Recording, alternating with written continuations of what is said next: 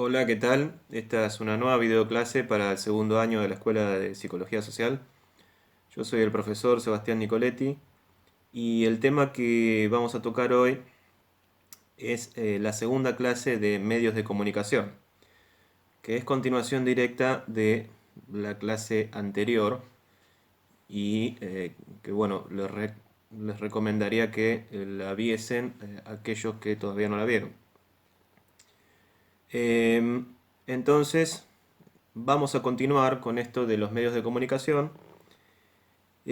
Vamos a señalar solamente que nosotros habíamos definido en aquella clase anterior la noción que tenemos acerca de medios. Es la noción que han elaborado a lo largo de sus investigaciones distintos profesionales, la mayoría de ellos que se dedican a la semiótica, eh, acerca de qué es un medio. Nosotros habíamos dicho entonces que un medio es una suerte de separación o espacio eh, que a través de un dispositivo que siempre es material, es decir, siempre tiene cierta materialidad, configura esta suerte de espacio entre qué? Entre la producción del mensaje, es decir, el emisor, y la recepción o el reconocimiento de ese mensaje por parte justamente de un receptor. Eh, lo que está ahí entre ellos entonces es lo que media, es la mediación que se encuentra como espacio dentro de este lugar entre el emisor y el receptor. Pero además de esto, dijimos que se trata de un dispositivo, o al menos el sostén material, eh, por el cual la información se establece como un medio,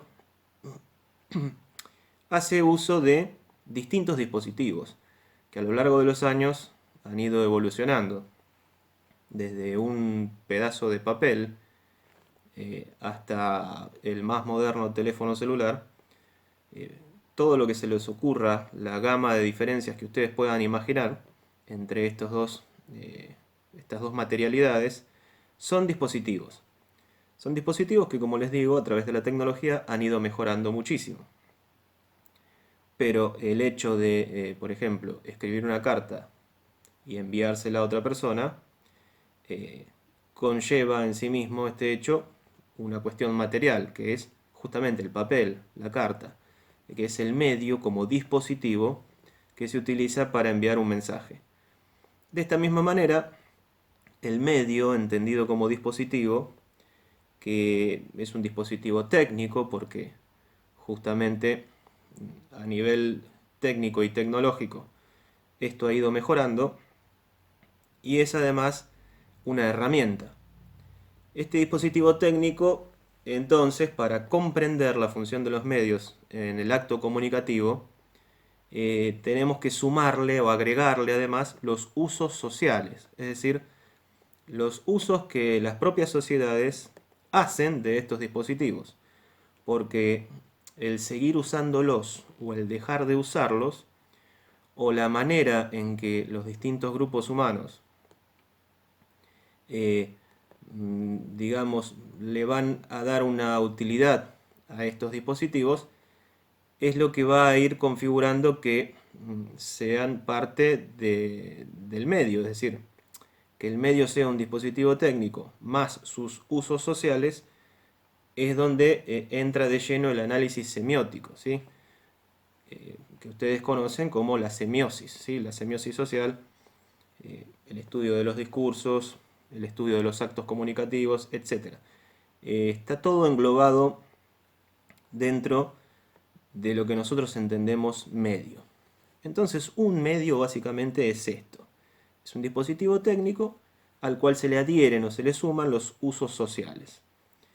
Eh, Teniendo esto, digamos, en cuenta, que es algo que hemos visto en la clase anterior, podemos entonces, además, recordar que vimos el paradigma que durante más de un siglo eh, configuró la lógica de los medios que denominamos masivos, que es el paradigma del broadcasting.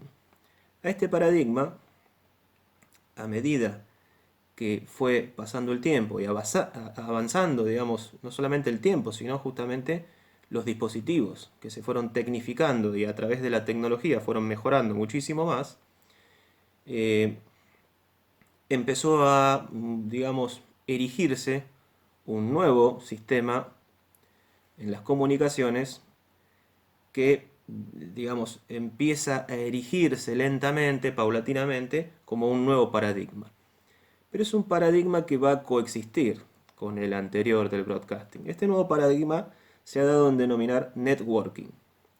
Networking, que es un sistema, o podemos denominarlo también paradigma, conformado con estas dos palabras, net, que significa red, y work, que es trabajar, ¿sí? Networking sería algo así como trabajando en red. Este sistema se caracteriza por ser un esquema justamente en red, donde la información va a tener justamente una distribución y un recorrido formando una red, una especie de tejido donde va a haber distintos nodos que se unen para justamente configurar esta red. Este paradigma o sistema del networking, una de sus características es que su difusión o su transmisión en cuanto a los mensajes y los discursos va a ser, al menos al principio, de pocos a pocos. ¿Esto qué quiere decir? Que los mensajes, es decir, la producción y el reconocimiento de los diversos, muy diversos discursos,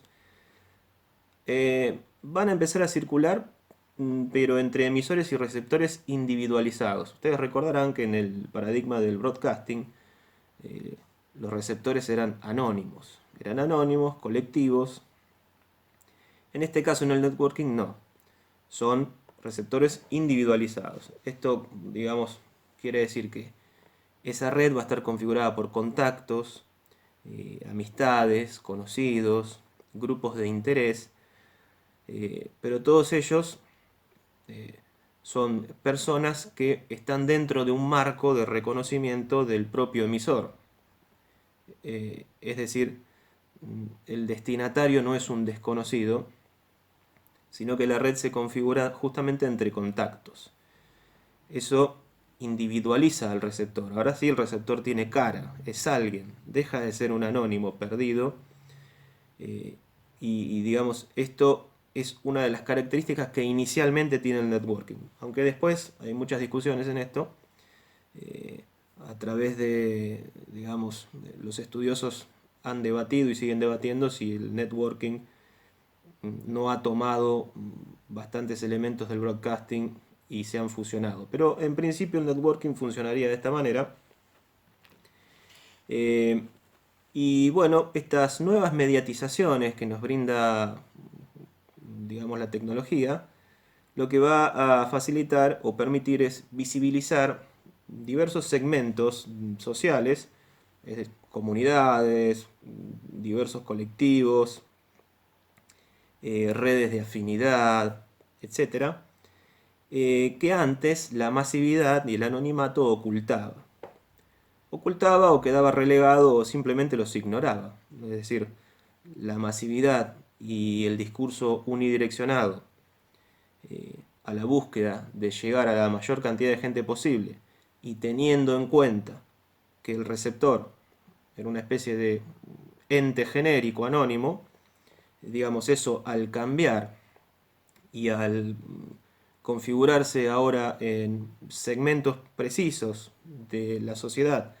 donde el reconocimiento está ahora, digamos, en receptores que pueden sí individualizarse porque forman parte de nuestros contactos, de nuestra cercanía, de nuestros grupos sociales más cercanos y con los cuales tenemos relación y vínculo directo. Entonces esto lo que hace es, digamos, visibilizar distintos segmentos sociales que antes el anonimato de la masividad mantenía ocultos o por lo menos estaban socavados. Bien, entonces lo primero que nosotros tenemos que pensar es cómo se hace posible que del sistema broadcasting muy consolidado, con más de 100 años de vigencia, empiece a oponerse lentamente, de manera antagónica, el sistema del networking.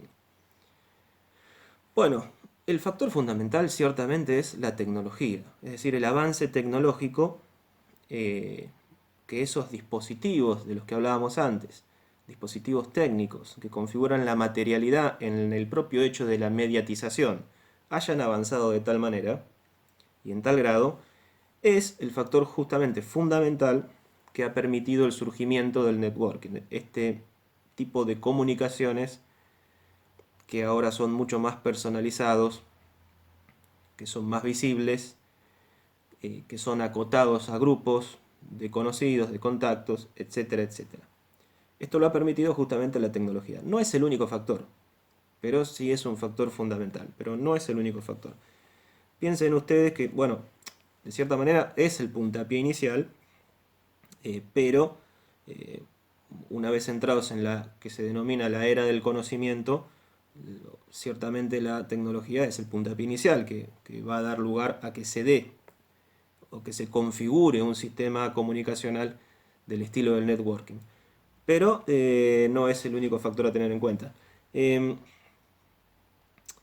Lo que va a suceder es que con el surgimiento de esta modalidad en las comunicaciones se va a poner en contradicción el estilo en el que se manejaban los medios de comunicación masiva bajo la égida del broadcasting. Además va a ir sufriendo, digamos, modificaciones paulatinas, va a tratar de adaptarse a los tiempos que corren y se va a ver verdaderamente por momentos asediado el broadcasting en relación al networking.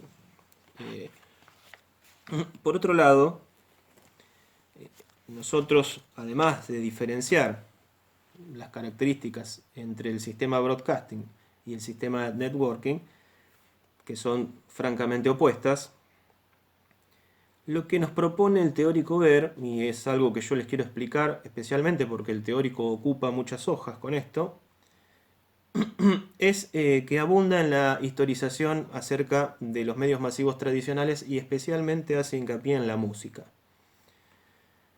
Claro, la música es otro medio de comunicación y configura además un medio de comunicación masivo, es decir, la transmisión a través de lo sonoro en un principio y de la industria musical o lo que terminó siendo posteriormente la industria musical.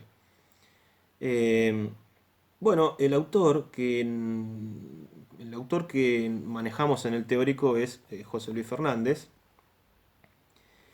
Fernández va a ensayar una especie de periodización acerca de estas mediatizaciones en el ámbito de la música y va a denominarla periodización cultural, porque él, digamos, con esto quiere decir que un medio, además de entenderlo nosotros como un dispositivo en cuanto a herramienta o sostén de lo material y sus usos sociales, esto también tiene grandes, digamos, influencias en lo cultural, en lo cotidiano, en nuestro quehacer del día a día, porque las cosas van cambiando con el tiempo. Piensen ustedes que, digamos, ahora vamos a ver la periodización que hace Fernández, pero piensen, por ejemplo, en otros elementos que no sea la música. Es decir, el diario, por ejemplo, la prensa escrita, hoy por hoy hay tantas variantes para elegir en prensa electrónica, que todo depende en última instancia de los usos cotidianos que se le da al dispositivo técnico. Es decir, hay muchas personas que, digamos, por una cuestión generacional o por una cuestión de, digamos, mayor acercamiento a las tecnologías, va a preferir consultar las noticias a través de una web, digamos, de un diario electrónico. Y también subsiste la gente que prefiere comprar el diario, tener el diario físico y leerlo, y tenerlo en sus manos, ¿sí? Y mancharse los dedos con tinta, etc. Entonces, los usos sociales que se le da al dispositivo terminan por ser muy importantes, porque o pueden mermar e ir desapareciendo paulatinamente, o bien pueden ir cambiando y viviendo distintas etapas de transformaciones que, digamos, solo el futuro sabrá qué nos espera. Pero bueno, vamos a ver rápidamente esta periodización que hace Fernández en relación específicamente a la música. Sin llegar a ser una historia, ¿no? Porque nosotros no tenemos tiempo para hacerlo, pero lo vamos a mencionar, como les digo, porque en el teórico tiene un espacio bastante abundante.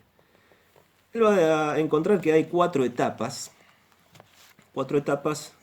donde a la primera va a llamar la etapa de la premediatización, es decir, cuando todavía no estaba claro o no había tecnológicamente los dispositivos correspondientes para que haya una verdadera mediatización a nivel tecnológico.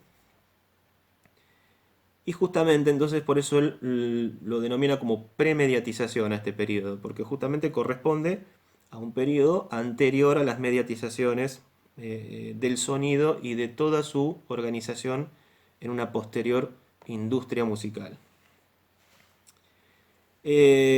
Bueno, ¿por qué? Porque con la industria musical lo que se va a poner de manifiesto es la práctica musical ya completamente mediatizada. Esto lo vamos a ver ahora en los demás periodos. Tengamos en cuenta que en esta etapa de la premediatización, digamos, lo normal, lo tradicional, era que la música se toque en vivo. Entonces, si uno quería tener un evento, ya sea privado o público, y quería tener música, tenía que contratar una banda. Entonces, la lógica del concierto, la lógica de la banda o de los músicos tocando en vivo, era lo normal. Para esto debía disponerse, por ejemplo, de lugares propicios a nivel de acústica, etcétera, y justamente contar con profesionales que se dedicaran a la música para obtener música en vivo.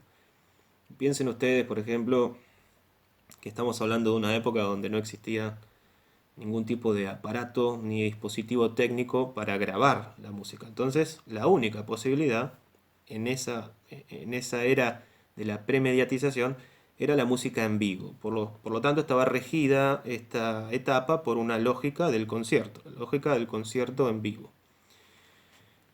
Esto a pesar de que el fonógrafo, que es un invento que realiza Thomas Alva Edison en 1870,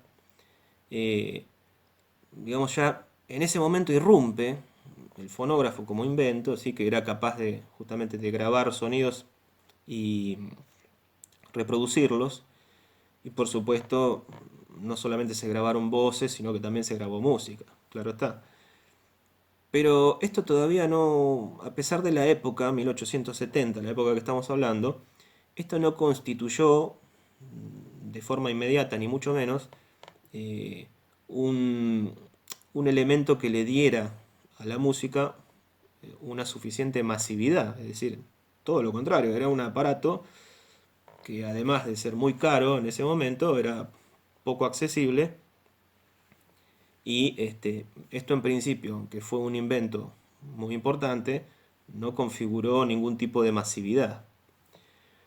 Entonces tenemos que esperar hasta la siguiente etapa que menciona Fernández, que él denomina broadcasting de base sonora.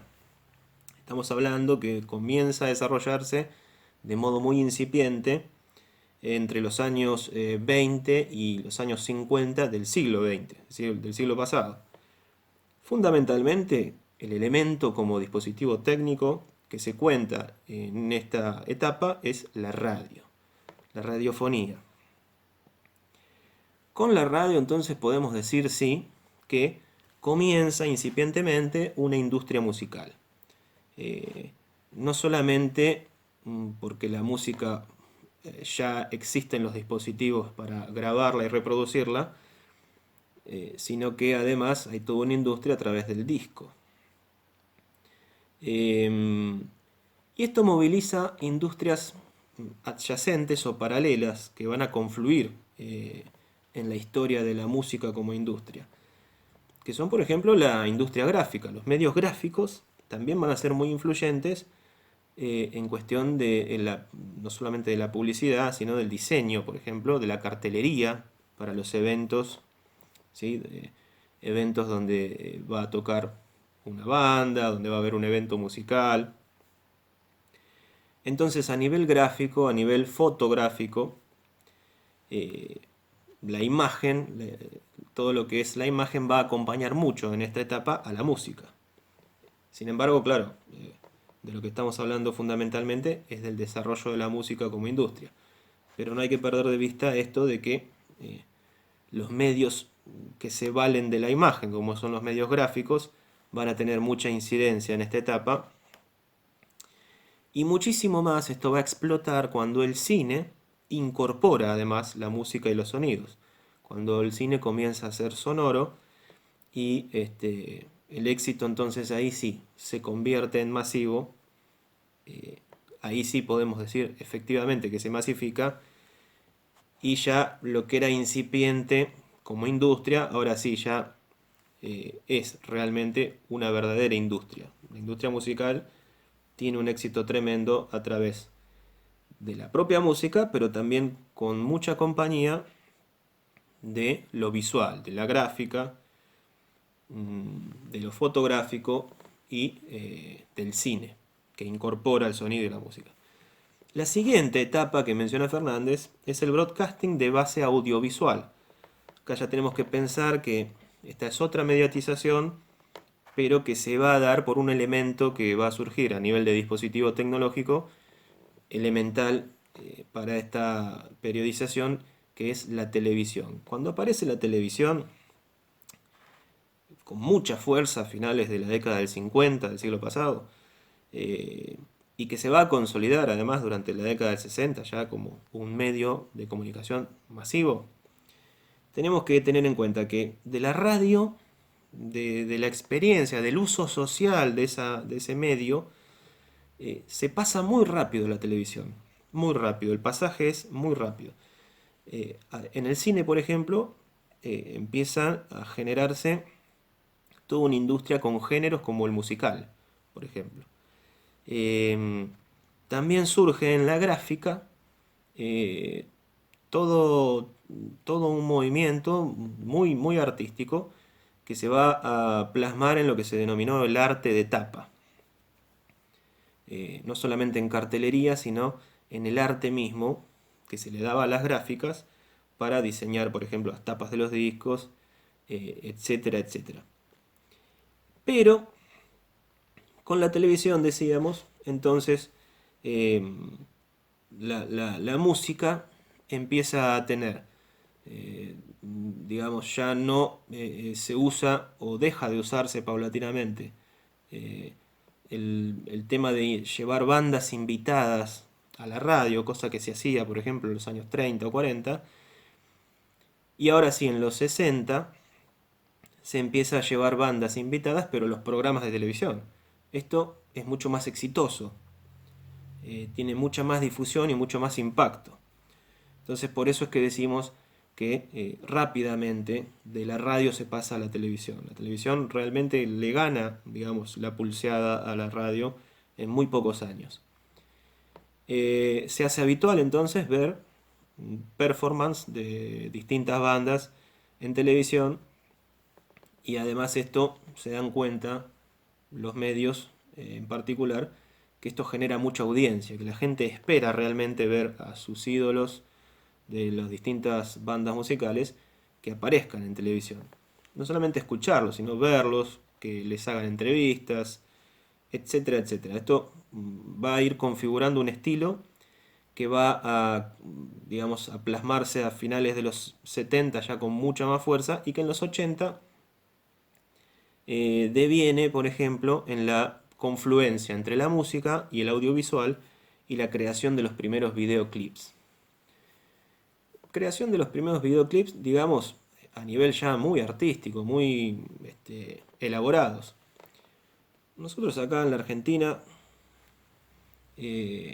tenemos experiencias con bandas que han sido pioneras en elaborar videoclips. Por ejemplo, en su época Soda Stereo, ¿sí? Por mencionar una, que le daban mucha importancia y con mucha profesionalidad trataban de elaborar sus videoclips, porque la importancia siempre está en el lado de la música, hablando de la música justamente, pero cuando empieza a acompañar lo audiovisual, se hace ahí una especie de matrimonio entre lo audiovisual y lo musical, muy interesante, que va a tener muchísimo éxito porque, por ejemplo, empiezan a surgir canales especializados en pasar únicamente música, videoclips. Es el caso, por ejemplo, de MTV, ¿sí? Music Television, que es un canal que surge con esa metodología, la de pasar toda su programación basada en música, en bandas, conciertos, videoclips, etc. Bueno, eh, este momento que menciona Fernández como broadcasting de base audiovisual, que es el tercer momento, completaría de alguna manera esta periodización dentro de lo que era un sistema denominado de broadcasting, porque hasta el tercer periodo que menciona Fernández estamos todavía en una lógica de broadcasting. Ahora el cuarto periodo ya directamente lo denomina networking, porque es donde surgen las tecnologías suficientes a través de Internet, surgen las redes y se da un proceso que es fundamental comprenderlo para entender eh, cómo se pasa de un sistema broadcasting a un sistema networking. Este proceso fundamental es el de la digitalización. Hay un proceso muy grande, gracias a la tecnología de la que se dispone, en que empieza a digitalizarse el material.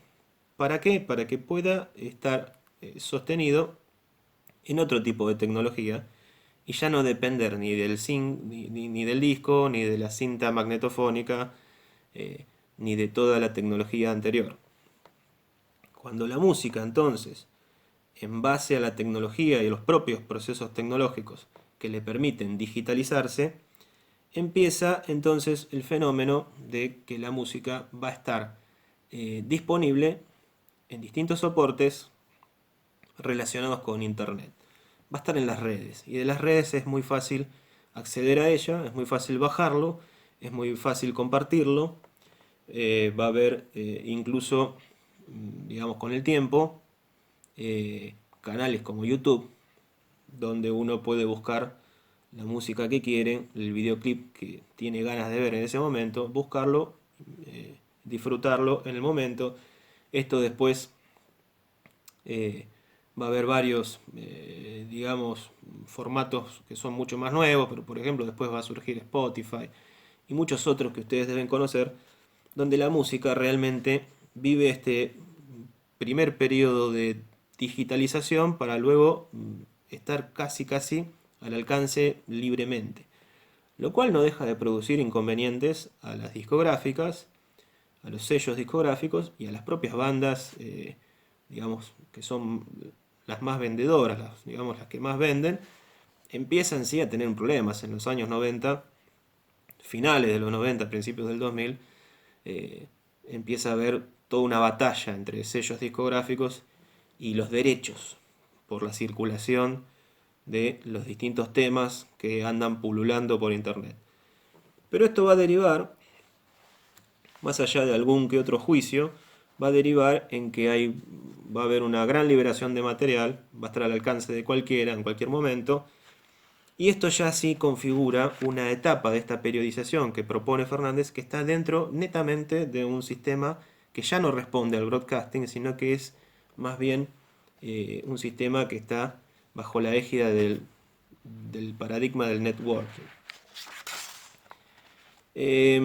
Tenemos que pensar nosotros además que, por ejemplo, las redes sociales permiten también, a través de los distintos grupos y contactos, conocidos o amigos, como le llaman algunas personas, difundir sus propias producciones. Es decir, una persona que se dedica a la música, por ejemplo, ya no tiene que depender absolutamente de una discográfica para grabar un sencillo, para grabar un demo y ponerlo a disposición de una discográfica si es que ésta quiere. Ahora hay distintas maneras de manejarse gracias justamente al auge de las redes. Incluso uno puede ser su propio publicista, ¿sí? Y conseguir algún lugar donde tocar y, digamos, hacer su propia publicidad, manejar a su propia audiencia en el sentido de manejar la información, eh, subir los temas para que la gente los tenga disponibles, etcétera, etcétera, etcétera. Todo esto cambió la dinámica. Una dinámica que anteriormente era absolutamente dependiente de, digamos, de los corredores habituales por los cuales se manejaba la industria musical. Pensemos que hace no tantos años, hace ya algunos años, pero no tantos años, uno cuando quería escuchar un tema específico, eh, tenía que hacer básicamente dos cosas. Pedirlo en la radio, ¿sí? Llamar a la radio y pedir un tema, o ir a la disquería y comprarse un disco o un cassette. Eh, pero bueno, eran las dos maneras de acceder a la música. Cuando surgen canales como MTV, como Match Music y como muchos otros, entonces está la posibilidad también de, prendiendo la tele, tal vez encontrar el tema que uno está buscando, la banda que uno está buscando, pero aún así siempre hay una dependencia muy grande, porque dependemos, en el caso de los canales de televisión, dependemos de la grilla y dependemos además del programa que estén dando, incluso siendo un canal musical, no vamos a encontrar exactamente lo que estamos buscando. Y en el caso de la dinámica anterior, donde uno tenía que ir, se enteraba que salía un disco nuevo de su banda favorita, tenía que ir a buscarlo a la disquería y adquirirlo, o tenía que llamar a la radio para pedir el tema. Entonces, fíjense cómo cambia la dinámica. Eh, es muy notorio. Nosotros eh, tal vez lo vemos como algo muy normal ahora, después de tantos años, lo vemos como algo absolutamente normal, que la música esté ahí disponible y que yo pueda ver un videoclip de la banda que se me ocurra solo con entrar a YouTube y buscarlo. Pero claro, tenemos que recordar que hace no tantos años atrás esto era solamente un sueño, ¿sí? Muchos autores van a proponer, por ejemplo, que con la era del networking y toda esta liberación, digamos, del material a través de los procesos de digitalización que hicieron posible, gracias al auge de Internet, tener la disponibilidad de todo este material cuando uno quiere, a la hora que quiere y cuando se le ocurra, muchos autores van a decir que esto fue una especie de proceso de democratización de los medios. Bueno, es una idea interesante para pensarla, para debatirla, pero también tenemos que tener en cuenta algo, digamos, un costado negativo que tiene esto para la industria. Eh, Hoy por hoy está todo bastante regularizado,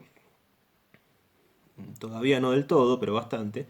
Hace algunos años atrás había muchos problemas con el material, digamos, que era producto de la piratería. Entonces tenemos que pensar bien cuando hablamos de la democratización de los medios, porque en realidad al principio lo que provocó fue un auge tremendo de la piratería. Entonces, si relacionamos a la democracia con el delito o con la piratería, entonces ahí tenemos ya un tema de debate interesante, ¿sí? ¿Se democratizaron los medios?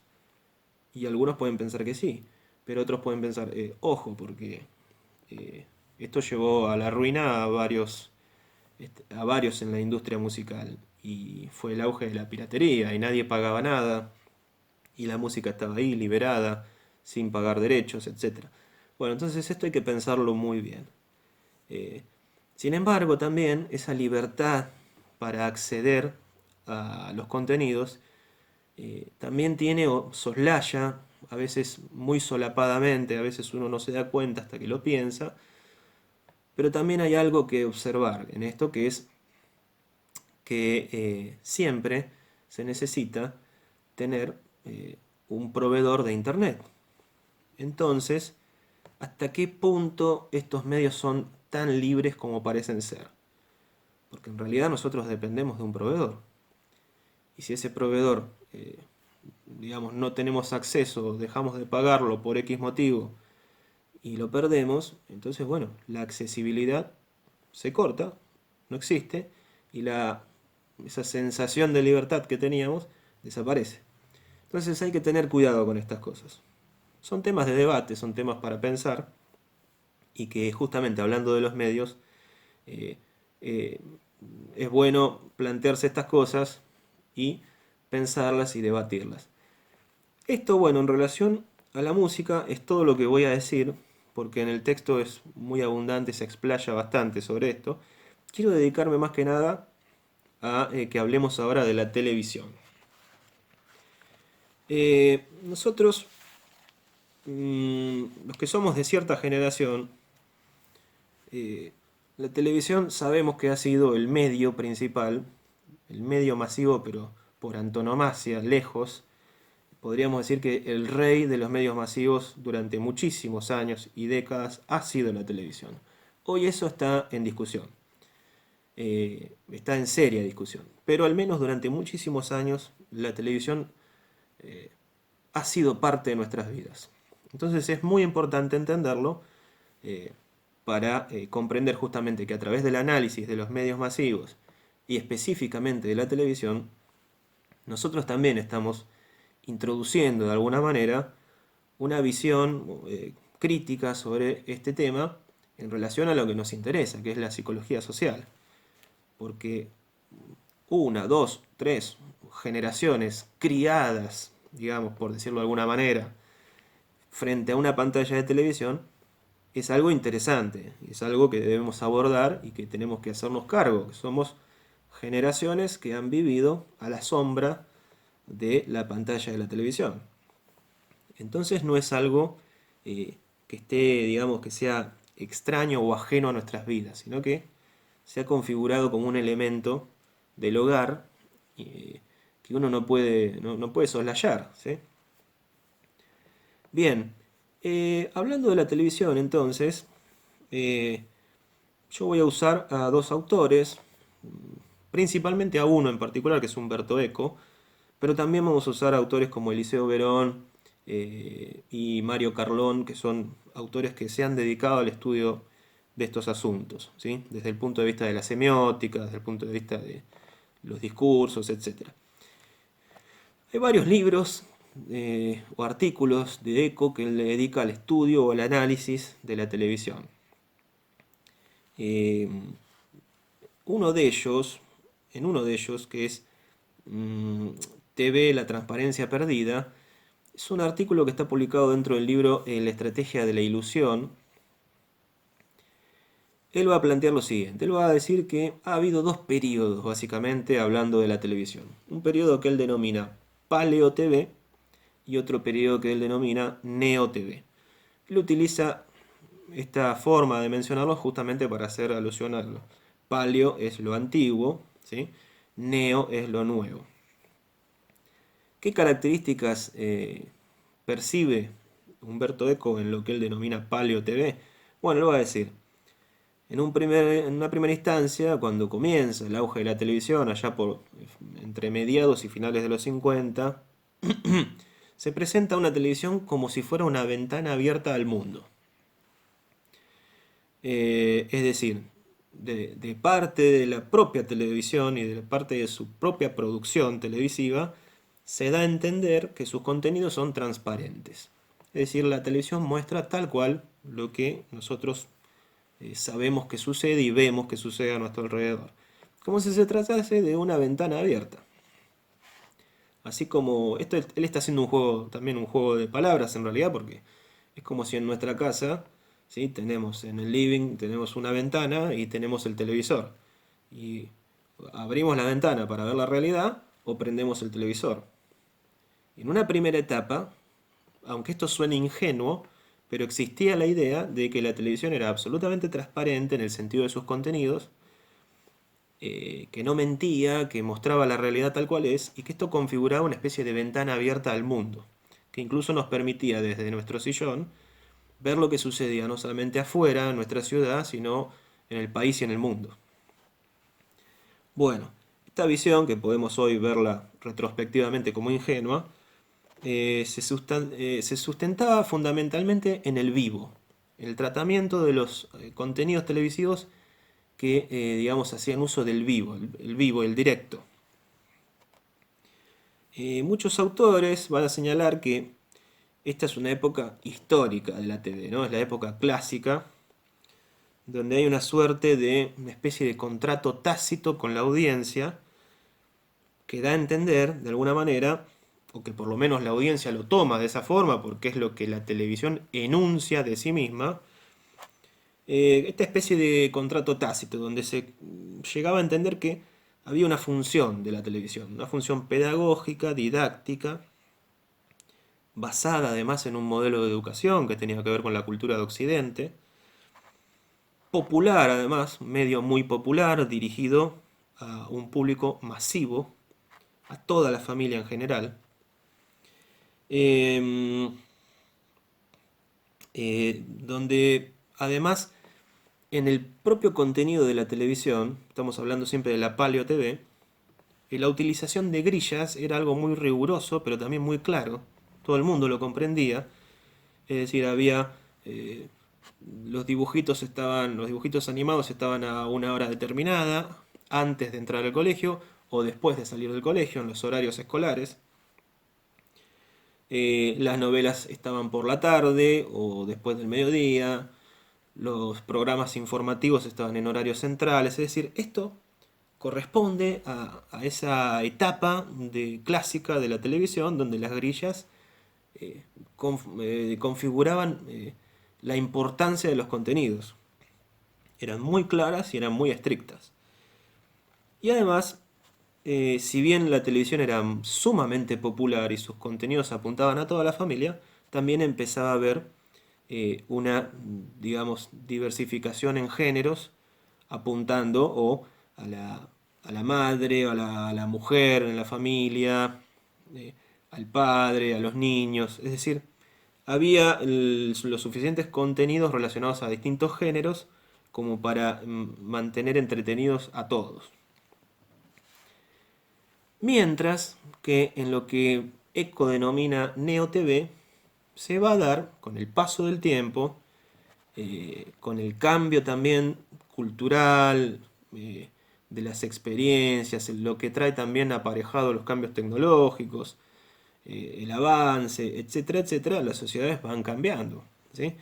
De los años 50 pasar a los años 90, por ejemplo, tenemos 40 años de diferencia, las cosas van cambiando, las mentalidades también, el mundo mismo va cambiando. Pensemos que una vez terminada la Segunda Guerra Mundial, el mundo se polariza y tenemos lo que se denominó Guerra Fría entre la Unión Soviética y los Estados Unidos. Eso va a durar nada más ni nada menos que 40 y pico de años, casi 50 años.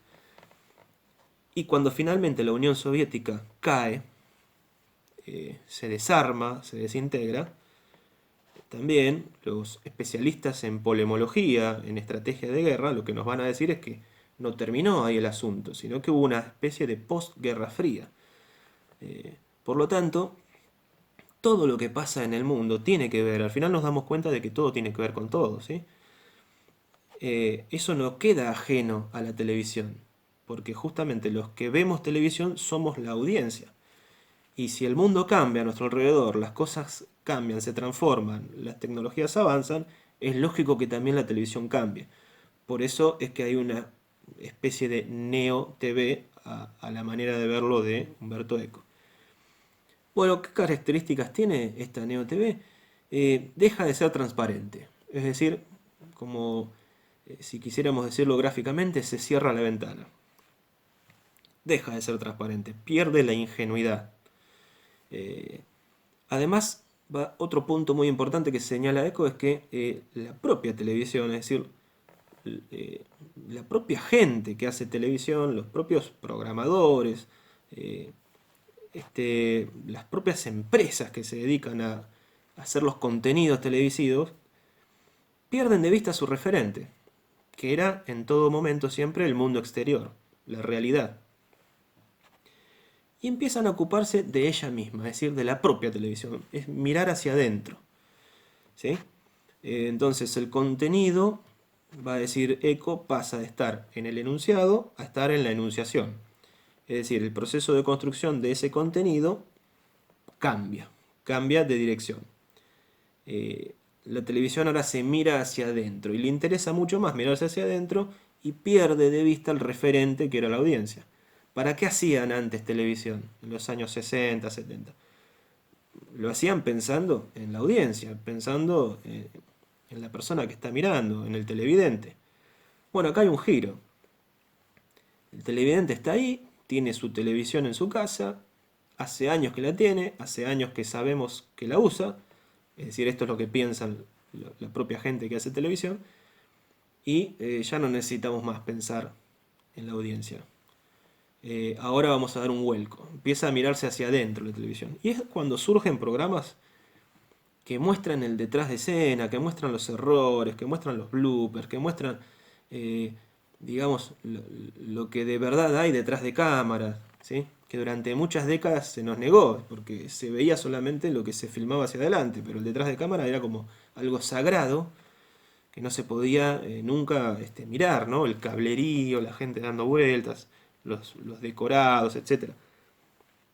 Acá nosotros en Argentina tuvimos programas pioneros en esto, como por ejemplo PNP, ¿sí? Perdona nuestros pecados, que hacía esto justamente, este, digamos, usufructuar los errores de otros programas, utilizar esas cintas que nunca habían salido al aire y mostrar los errores, ¿sí? Luego, con los años, hubo un programa que lo emuló y prácticamente lo copió en todo, ¿sí? TVR, televisión registrada, pero programas como estos empezaron a pulular, no solo en Argentina, no fue un caso único en Argentina, esto sucedió en el mundo.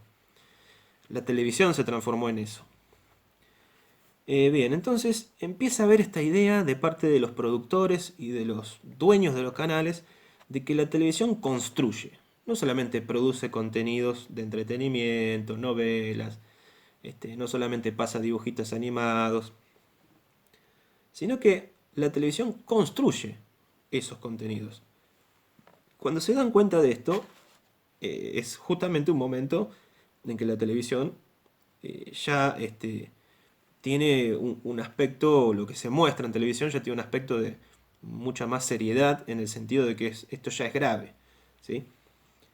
Que la televisión construya de alguna manera eh, algunos factores de la realidad social es un fenómeno muy interesante de estudiar, porque fíjense que incluso lo que sucede en televisión, muchas veces la gente lo da por cierto. Y no hace falta ni siquiera investigarlo. ¿Por qué? Porque lo que lo legitima es que salió en televisión. Esto es lo que produce creer que la televisión construye los contenidos y no dudar además de eso, lo que produce como consecuencia es esto, justamente. ¿No? Es decir, no, yo lo vi en televisión, lo dijo la televisión ayer. Entonces uno jura y rejura constantemente de que algo es cierto simplemente porque lo vio en televisión. Este es el drama. Bueno, se abandona además eso que habíamos hablado antes de la Paleo TV, que decían que tenía una especie de contrato tácito con las audiencias, que esto implicaba una pedagogía, una didáctica, educar, etcétera. Eso se pierde completamente o se abandona, por lo menos. El contrato pedagógico deja de existir, se cae. Y la grilla lentamente empieza a sufrir modificaciones a veces absurdas, copiando formatos extranjeros, entre los países se van copiando, y se imponen programas y contenidos mixtos. ¿Esto qué quiere decir? Que a cualquier hora se pasa cualquier cosa, y esto ya no ayuda a la organización interna de la audiencia, por ejemplo, dentro del ámbito familiar. Es decir, bueno, antes a tal hora estaban los dibujitos, a tal hora estaba el noticiero, a tal hora estaba la... Ahora los contenidos son mixtos y puede suceder cualquier cosa en cualquier horario. Y esto entonces no necesariamente apunta a un público específico, sino que tiene reminiscencias del sistema broadcasting en el sentido de que apunta a cualquiera. El que esté ahí con el aparato es el que le toca y punto. Este, Aunque por supuesto hay gente que se dedica a medir los perfiles de audiencia, a señalar segmentos, por ejemplo, etarios o de intereses o de afinidades, etcétera. Sin embargo, también hay muchísimos otros contenidos que lo único que les interesa es salir al aire y no hay un público específico detrás. Donde sí se va a apuntar muchísimo a la segmentación va a ser en los canales de cable. Los canales de aire no. Los canales de cable sí, porque va a haber canales específicos que se dediquen a temas específicos las 24 horas, ¿sí? Como sabemos, los canales deportivos, ¿sí? Los canales que tienen que ver con, por ejemplo, las costumbres nacionales o el folclore, etcétera. Si nosotros queremos ver, por ejemplo, un programa de pesca, ¿sí? Porque nos interesa la pesca, entonces en cable sí podemos encontrar. Queremos ver programas deportivos porque queremos ver fútbol, también tenemos los programas deportivos para ver fútbol. Es decir, en los canales de cable esto de la segmentación eh, y apuntar a un público específico con contenidos específicos les ha funcionado bastante bien. Sin embargo, eh, como habíamos dicho, también queremos basarnos en Eliseo Verón, que hace un análisis sobre este asunto, y va a decir, Eliseo Verón, va a tener en cuenta, porque va a ser muy amigo, Eliseo Verón de Humberto Eco, ellos van a ser muy amigos. Verón es argentino, pero él se va a desarrollar también mucho en Europa y va a tener un contacto muy estrecho con Humberto Eco. Él va a decir, lo que dice Eco es verdad. Podemos verlo de esa manera. Existió una época que podemos denominar de Paleo TV y otra de Neo TV. Pero Verón va a decir, yo agregaría una tercera época. Y es la siguiente, va a explicar él. Es el momento en que la televisión deja de centrarse en sí misma, es decir, abandona por un momento esto de la Neo TV y comienza de alguna forma a redirigirse a su destinatario original, que era justamente la audiencia, el televidente, el telespectador. ¿Cómo lo hace? Cuando empiezan a decaer los ratings, tiene que de alguna manera tomar conciencia, los productores de televisión, los dueños de los canales, tienen que tomar conciencia de esto y decir, bueno, algo está pasando. ¿Qué pasa? Que bueno, que tal vez, durante mucho tiempo dejamos de prestar la atención a la audiencia y nos mirábamos el ombligo. ¿Qué hacen, según Verón? Redireccionan otra vez, se redirigen nuevamente al destinatario de toda la vida, a la audiencia. Y para captar su atención surgen géneros nuevos, como el reality show, por ejemplo.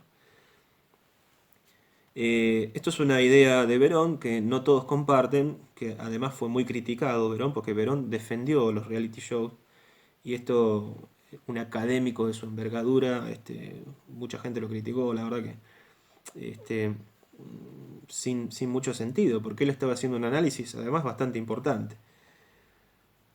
Las televisiones además se vuelcan a la nueva tecnología, es decir, combinan. Esto permite también un acercamiento del espectador porque combinan.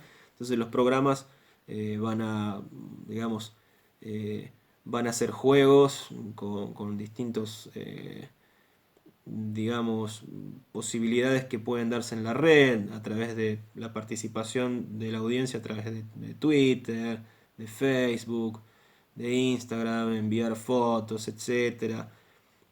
Proponen hashtags y la gente participa. Entonces tratan de combinar las nuevas tecnologías con la tecnología de la televisión de siempre y con esa mezcla buscando acercarse o dar un vuelco hacia las nuevas tecnologías para poder usufructuarlas.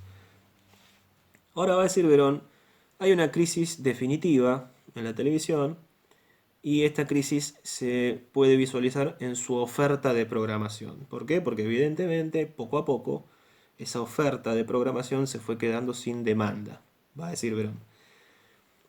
Esto conduciría o, digamos, o daría a entender que la televisión, lenta y paulatinamente, deja de ser o estaría dejando de ser un medio masivo de comunicación.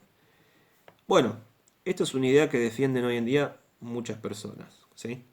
¿Por qué? Porque hay toda una, así como habíamos empezado diciendo que nosotros formamos parte de una generación que prácticamente se crió con una pantalla, es decir, la televisión era un mueble más dentro de la casa, era un aparato más, era, digamos, es tan natural tener una televisión, entonces nos criamos viendo televisión, eh, pero claro, hay generaciones que, la generación nueva, que esto, digamos, no fue tan así, no fue tan intenso.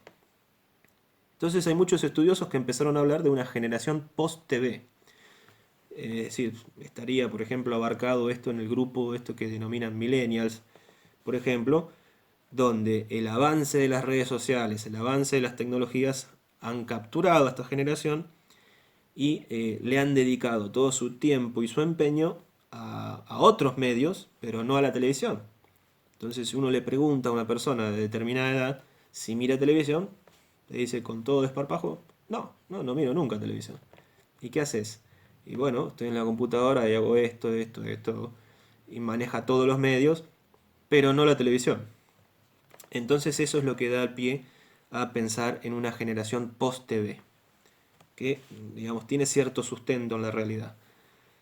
Por otro lado, Mario Carlón, que es otro de los autores que habíamos dicho que queríamos hablar, introduce una nueva idea en esta discusión amistosa que estaban haciendo Eco y Verón.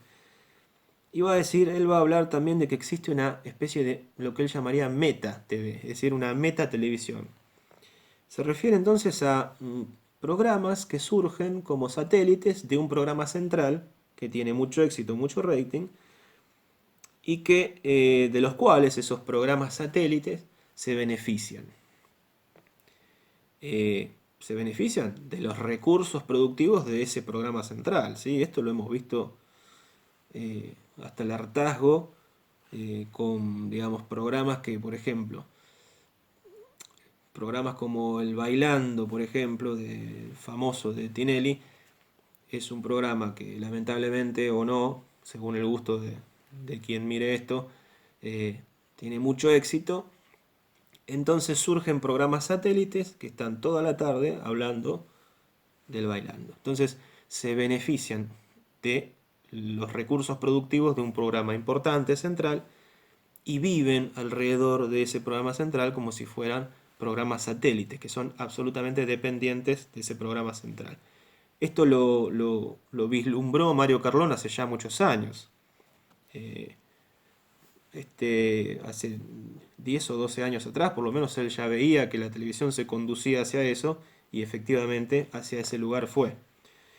Eh, Va a decir algo también bastante serio Carlón, que en su momento Verón también había esbozado, que él va a decir que él cree que la televisión se perfila lentamente a morir. ¿Esto qué quiere decir? Morir como medio masivo, ¿sí? Lo que habíamos dicho antes. Probablemente la televisión, dentro de pocos años o muchos años, no lo sabemos, deje de ser un medio masivo de comunicación y quedará como un dispositivo tecnológico más, como cualquier otro, pero perderá ese carácter de masividad porque ya no mucha gente mirará televisión ni le dedicará tantas horas. Entonces, de la televisión siempre va a sobrevivir algo, que es el dispositivo y va a depender absolutamente de los usos sociales. ¿Sí? Otra vez volvemos a la definición de medios. Dispositivo técnico o tecnológico y los usos sociales que la gente o los grupos humanos le dan. Entonces, la televisión como dispositivo técnico va a permanecer. Ahora, lo que tenemos que tratar de analizar o ver a futuro es el uso social que los distintos grupos humanos van a darle. Y eso es lo que le otorgará a la televisión más o menos años de vida como medio masivo de comunicación. Probablemente, como creen estos autores, pierda la masividad con el tiempo y sea un dispositivo técnico más, que usarán algunos como una especie de medio de culto, ¿no? Es como esa gente que prefiere ver películas en VHS viejas y dice, oh, eh, yo tengo mi maquinita para ver los videos en VHS, la mantengo, me la compré en 1992 y la tengo ahí y la limpio y la tengo y yo cuando quiero miro un VHS. Bueno, digamos, esto no es lo habitual, no es masivo el consumo de VHS hoy en día, todo lo contrario, están prácticamente caducos, ya casi nadie los tiene ni los consigue. Este, entonces, cabe la posibilidad de que algún día la televisión tenga ese mismo destino, de ser un dispositivo técnico más, pero con poco uso. Eh, entonces, nosotros podemos decir, sí, digamos, esto es posible, pero también tenemos que entender que las amenazas de muerte, digamos, en general, prácticamente han sido todas en vano, ¿no? Solo basta recordar que Jean Baudrillard, famoso filósofo y sociólogo alemán, perdón, francés, en, en 1978 había anunciado, por ejemplo, la muerte de lo social. Es decir, y sin embargo, de alguna manera, él puede haber entendido que esto de alguna manera podría darse, pero en realidad no se dio. Eh, en su momento también Arthur Danto había anunciado, por ejemplo, la muerte del arte también. De la misma manera que Susan Sontag en su momento había anunciado la muerte del cine, el cine como arte, el cine de culto, etcétera, cine comprometido. Y bueno, estas cosas suelen decirse. Francis Fukuyama había anunciado a principios de los 90 el fin de la historia. Pero bueno, tal vez con la televisión pase lo mismo. Se anuncia su fin constantemente, pero la televisión sobrevive. De hecho, en países subdesarrollados y del tercer mundo, la televisión sigue siendo, hoy por hoy, el rey de los medios masivos de comunicación. ¿Sí? Porque hay, digamos, en muchos lugares del mundo es muy difícil tener conexión y tener computador y tener internet, pero es mucho más fácil tener una televisión, aunque sea vieja, con una antena y ver televisión. Entonces, eso también hace que la televisión se mantenga, es decir, las pocas posibilidades de algunas sociedades de mejorar su situación socioeconómica. Esto también es un factor a tener en cuenta. Por otro lado, no quiero terminar sin decir algunas cosas sobre la propia incidencia a nivel psicosocial de la televisión en nuestras vidas, por lo menos de las generaciones que estuvimos muy cercanos a la televisión y que hemos sido grandes consumidores. ¿Sí?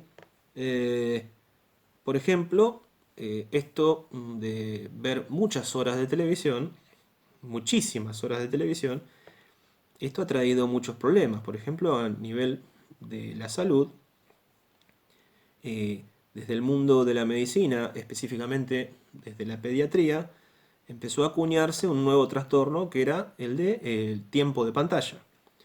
Este tiempo de pantalla es un término con el que se quiere aludir a las horas que pasan los niños haciendo ninguna otra actividad más que ver televisión. Esto, por supuesto, traía dificultad a la hora de conciliar el sueño, desarrollo de distintos problemas de atención, eh, ansiedad, mmm, también incluso ligeras depresiones. Todo esto en niños. Bueno, aumento de peso, sedentarismo, etcétera, etcétera. Todo eso a raíz de las horas de pantalla. Nosotros debemos entender que por más que hoy no se mire tanta televisión o haya gente joven que diga, no, yo no miro televisión, bueno, perfecto, no mirará la televisión, pero mira seguramente otras pantallas, ¿sí? La del celular, por ejemplo. Entonces, las horas de pantalla no han desaparecido, las horas de pantalla están ahí, pero con otro dispositivo técnico y con otros usos sociales. Eh, Además de esto, nosotros debemos pensar que estudios que se han realizado hasta finales de los 90 y principios del 2000, hasta incluso hasta mediados de la década del 2000, daban como resultado las cifras tan impresionantes como que por debajo de la edad escolar, es decir, por debajo de los 8 o 7 años, según mediciones, según encuestas, se llegó a la conclusión de que los niños por debajo de esa edad miraban alrededor de 8 horas diarias de televisión, lo cual es un promedio impresionante, ¿sí? De las 24 horas del día, descontando las horas que tienen que dedicar a dormir, el resto, 8 horas como mínimo, o en promedio, se la dedicaban a mirar televisión, eso es muchísimas horas. En Estados Unidos habían hecho también este mismo ensayo con adultos, esta misma encuesta, y había dado como resultado que un adulto promedio, esto siempre tenemos que tomar justamente el promedio, ¿no? Porque evidentemente hay extremos, pero siempre se toma el promedio. Un adulto promedio miraba alrededor de 6 horas de televisión por día. Si nosotros pensamos que un adulto, por ejemplo, tiene que, además de dormir, tiene que trabajar, y a eso le agregamos 6 horas de televisión por día, bueno, vemos que hay, digamos, hay una incidencia muy importante de la televisión, ¿no? Bien, entonces, que estas cifras que, digamos, si se hicieran nuevas mediciones hoy, podrían quedar desfasadas algunas de estas cifras, sin embargo son muy importantes y son de hace muy pocos años. Eh, y también hablando, por ejemplo, de los niños, cualquiera que tenga niños en su hogar, esto lo tiene que haber detectado alguna vez.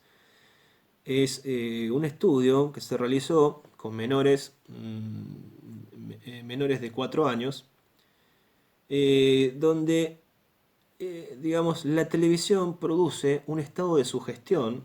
Ustedes piensen que el estado de sugestión es un estado muy cercano a una hipnosis ligera, ¿sí? Entonces, lo que hace el captar la atención del niño por parte de la televisión, por parte de la pantalla, cuando pasa cierta cantidad de horas, produce entonces un estado de sugestión ligero que los especialistas han denominado como efecto de olvido narcótico. En inglés esto se llama drugged like oblivion. Esto quiere decir un efecto de olvido narcótico, es decir, perder la noción del tiempo o no escuchar, es decir, uno le está hablando y no escuchar, e incluso digamos, a través de estos estudios se han determinado que los niños cuando están en esa situación incluso tienden a tornear la cabeza hacia un lado y abrir la boca, ¿sí? Como en un estado francamente de estupidización frente a la pantalla. Bueno, esto es muy interesante porque yo les decía, cualquiera que tenga niños en su casa, eh, alguna vez esto lo tiene que haber percibido, ¿sí? Es decir, que estas investigaciones tienen una base que uno además empíricamente puede decir, sí, yo vi a los chicos en esta situación. Bueno, este es un problema. La televisión eh, muchas veces entretiene, muchas veces es un pasatiempo, muchas veces uno disfruta, por ejemplo, de ver una película, de ver un buen programa, pero también tiene esta parte negativa que cuando se convierte justamente en un hábito adictivo, se torna pernicioso y trae estas consecuencias que incluso pueden impactar en la salud. Bueno, la idea entonces de esta clase era hacer una contraposición entre el paradigma o sistema del broadcasting y el paradigma o sistema del networking, comparándolos para que, digamos, al ver que sus características son diametralmente opuestas, sin embargo, observar que ningún paradigma ha tirado al otro. No hay acá un paradigma que haya salido vencedor, en el sentido de que hay varios elementos del broadcasting que todavía subsisten. Y subsisten hasta el día de hoy, y varios otros elementos del networking que fueron muy prometedores a su inicio y que hoy en día, con las diferentes regularizaciones a través de normas y leyes que establecen ciertos límites para la libertad de los contenidos, también, digamos, ese auge del principio de la revolución de la digitalización también se ha acercado de alguna manera a elementos que están mucho más afines al sistema de broadcasting. Entonces vemos que los dos sistemas subsisten, en detrimento a veces uno del otro, en clara competencia y a veces en sociedad, pero subsisten. Entonces ustedes pueden darse cuenta perfectamente que ninguno de los paradigmas ha tumbado al otro.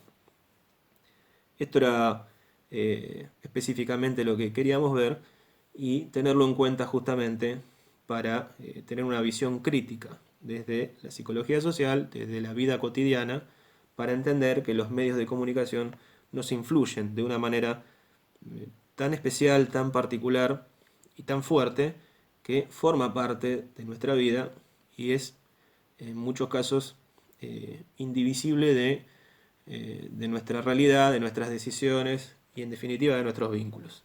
Por eso es que necesitamos entenderlos, necesitamos estudiar estos fenómenos, porque son parte de nuestro quehacer y de nuestro pensar.